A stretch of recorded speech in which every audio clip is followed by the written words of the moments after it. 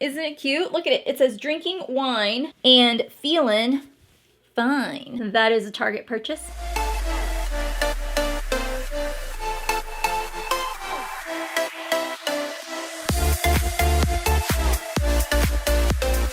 So about 2 months ago, well, about a month and a half ago, almost 2 months. What?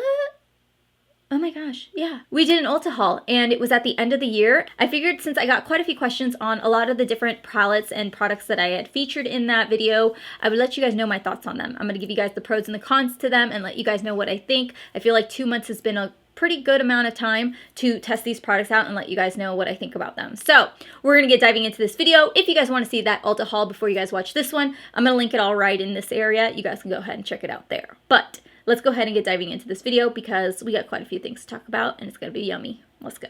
There are a few things in here that I did include into a giveaway, so keep that in mind, but we'll go ahead and talk about those products anyways because I do have duplicates of those products. A majority of that haul was palette based, so we're gonna go ahead and get diving into the palettes first. The very first two palettes that I picked up were the Warrior by Juvia's Place. I picked up the Warrior palette and the Nubian II palette. So let's talk about the Warrior palette. I picked up this palette with the intention that I knew I wanted something from Juvia's Place, but I didn't know if I wanted to pick up something colorful because I was like, well, I want to be able to play around with it every day and I want to be able to create looks with it and be able to wear it to church, to school functions, you know, to go out, to just run errands. From what I have gathered from this palette so far is that this is more shimmer based than anything. You've got 3 matte shades and then the rest of them are some sort of metallic finish. So you've got 9 total shades. Find that with this palette, you're really only going to find shades that are going to be different in the lid area.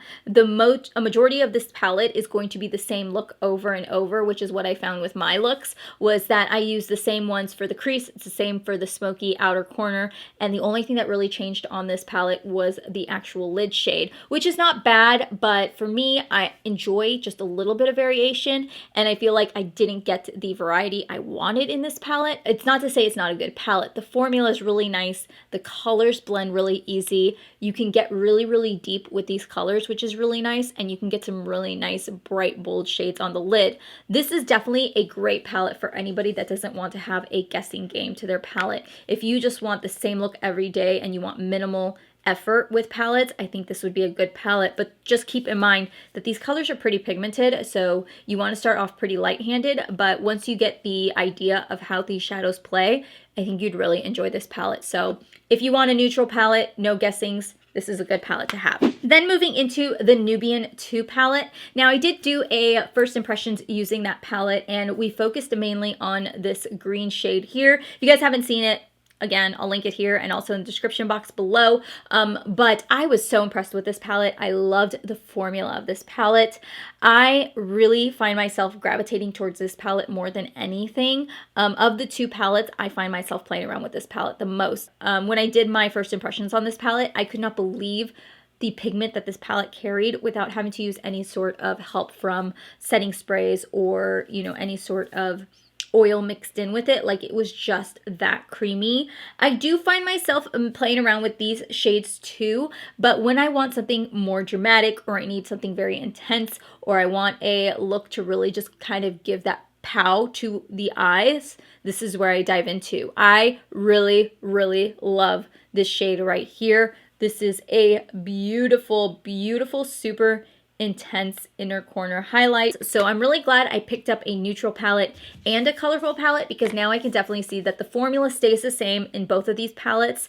The colors are really great. The metallics in here are top notch. Some of the best formulas I've played with. The mattes are really easy to work with. So this definitely makes me want to pick up more Juvia's Place palettes, and I do definitely plan to pick them up. I did pick up 2 palettes from the Ulta haul that were part of my giveaway, and I do have duplicate copies of them. So I'll go ahead and touch on these really quickly, but I feel like a lot of people really already know how these work, but we'll go ahead and talk about them really quickly. So the very first one I have is the Jaclyn Hill palette. I don't reach for this as much as other people do, but if you had to pick up anything from Jaclyn Hill, I would definitely say that this is the palette to go to. I have her very first one she did with Morphe, which came in the original Morphe packaging.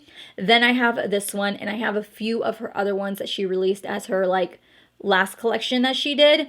I would say of all of the collections she's had, this is by far the best formula. This has just got a great mixture of very neutral colors with just a little bit of added pop. I do find myself diving into this more in the summer than anything, but it's a good palette to have. I think it's a staple palette to have if you don't have very many palettes in your collection. You want something affordable, you want a lot of colors, and you want to be able to play around with it. This is a really good one to have.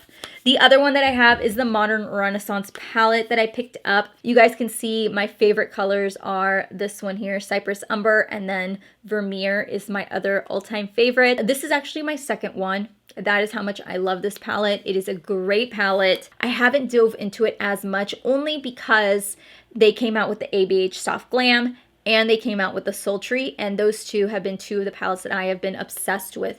I think if you picked the Modern Renaissance, the ABH Soft Glam, or the Sultry, you would do no wrong. Like, those formulas are just top notch. They are amazing. ABH always wins in my book when it comes to her eyeshadow palettes. The next one I have, it's still in the box. I know, I'm crazy, but it is the Tarte Shape Tape Concealer in light medium. And this one I actually had planned to open and use because I also want to try out the sponge, but I never got around to using it because by the time I had ran out with my other concealer and I was getting ready to try out this one, there was a bunch of concealers that came out. I had started to try out the Fenty Beauty one, which I'm going to talk about in another video and like a Sephora update also. But then I also just recently picked up some other ones. Like I have a NARS one, I have a ColourPop, and then I have the L'Oreal. Right now, I am playing around with the L'Oreal Infallible Full Wear Concealer, and I've heard a lot of other people say this, and I have to agree. I definitely feel like this is a concealer that is very similar to the Tarte Shape Tape. I find that the L'Oreal Infallible Full Wear is something that is a little bit more hydrating. I still have the thickness from that concealer. It is thick, but it doesn't feel as cakey, and it looks really nice underneath my eyes. So if you guys have been purchasing the Tarte Shape Tape and you guys need to kind of budget, or you need to save a little bit of cash, then I would definitely try out the L'Oreal. But if you guys know that that's your ride and die, then definitely stick with the Tarte Shape Tape. So the other palette I picked up, and a lot of you guys were really excited that I picked this up, is the Emily Edit The Wants palette. And this is what it looks like. You got a really big full-size mirror, and then you got all these colorful colors in it. And she did come out with a few different things, but I ended up really gravitating towards this palette. I have found that I typically dive more into the matte shadows than I do with everything. I can't give a full review on whether or not I like it because I don't feel like I've played with it enough to let you guys know if it's a great palette or is it a pass palette. I don't want to give a full review on this or let you guys know yes or no yet because I still feel like I definitely need to play with it in different settings and different brushes. So this is definitely one that I still need to work with. I also did pick up the Flower Powder by Beauty Bakerie. This is the setting powder in yellow. I thought I picked up translucent, but apparently I had picked up yellow, which is okay. I was a little bit nervous with it at first. My entire Beauty Bakerie section, I remember, was just like completely pick through, and that was all that was left. And so I was a little bit nervous about playing with it, but I could not put it down. Like, I just recently in my last Shop My Stash, I had to put it away because it was all I was using, and it is insane just how much it wears so nicely underneath the eyes. The formula is really great. It sits really nicely underneath the eyes. It looks really flawless underneath the eyes. It doesn't have a lot of kick up, which is great too because I have some translucent powders that when I dip my brush into it, like powder just goes flying everywhere. I do like the way that it's packaged. It has a little opening and an enclosure. This one, while it is yellow, I feel like when it goes underneath the eyes, it really just kind of blends in with my skin. It doesn't look overpowering underneath my eyes. If you guys are looking for a good translucent powder, I definitely think that the Beauty Bakerie has some really, really great ones. The other item I was loving also, and I had to put away because I've used it way too much, it is the Master Chrome Metallic Highlighter. This one here was in the collaboration with NikkieTutorials. Their Master Chrome highlights are by far some of the best formulas from the drugstore. Actually, I take that back. Their formula is one of the best formulas I have played with. It does not sit on the skin. It melts into the skin. If you have any texture on your high points, it's not going to accentuate it. It is so bright. Like, let me show you guys. Like, I'm going to pop it right here on the center, and you guys can see just it just is, it's a great formula. If you guys have any of the other Master Chrome highlights, you guys are gonna love this one as well. Okay, so let's do 2 foundations before I finish off with some lippies. The first foundation I have is the Makeup Revolution Conceal and Define. This here is the full coverage foundation. This is in Y7. You guys, I keep trying this. I really do, and it is just not working for me. Like, it looks cakey on my skin. It breaks up really badly, especially my texture area and my fine lines. Like, it just builds in, like, it feels like it like all folds together, and then by the end of the day it just looks so horrible on me. I don't know how else to use this. Like, a couple of my friends here on Instagram and YouTube were like, maybe try it with this or try it with that, and I'm trying. So I've had to mix this foundation with other foundations to make it work, and it works that way, but it just doesn't work on my skin. I feel like maybe I'll keep trying it in the summer, here in the spring and summer. It might work a little bit better, but right now, it just really accentuates everything that I don't like on my skin. The other foundation I picked up was the Too Faced Do You Full Coverage Full Glow Foundation. I really wish I would have read the reviews online before I purchased this. A, it doesn't have really good ratings on it, and B, I knew it was dewy. I'm aware. I'm oily combo skin.